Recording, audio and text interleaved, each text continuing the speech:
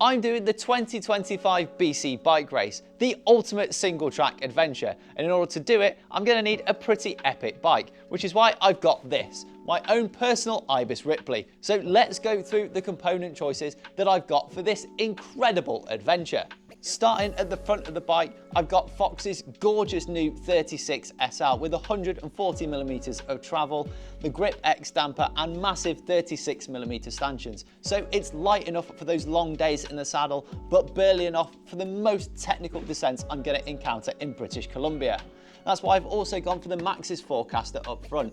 It's going to roll pretty well on the longer climbs, but it's still going to be grippy enough to tackle those treacherous descents. And it's the same reason that I've got 4-piston Shimano XT brakes as well. It's all about control on those rough and technical descents that we're going to be encountering.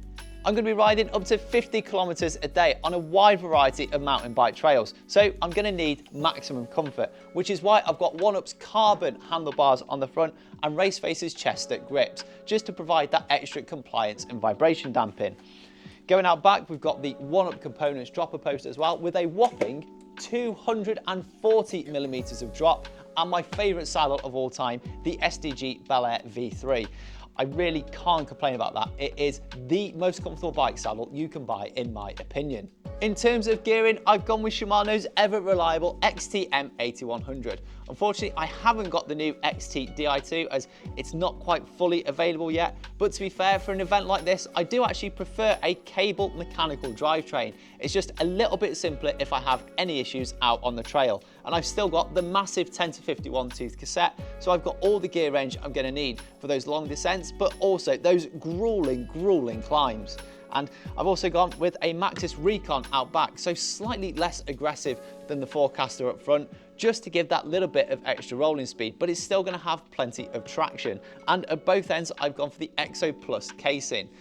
These trails are really rocky and incredibly technical, so I want that extra puncture protection so I'm not getting any flats out on the trail, which could effectively ruin my race. BC Bike Race is described as one of the most grueling but best single track events that you can ride. And I know that this bike is going to be able to handle everything that I'm going to take on, over 250 kilometers during the week and over 20,000 feet of climbing.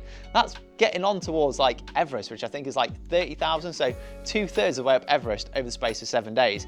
It's an epic adventure, but this bike can certainly take it. And hopefully I can as well. So that's my bike setup for the week. But if you were taking on a long distance mountain bike event, what would you change? Let me know down in the comments.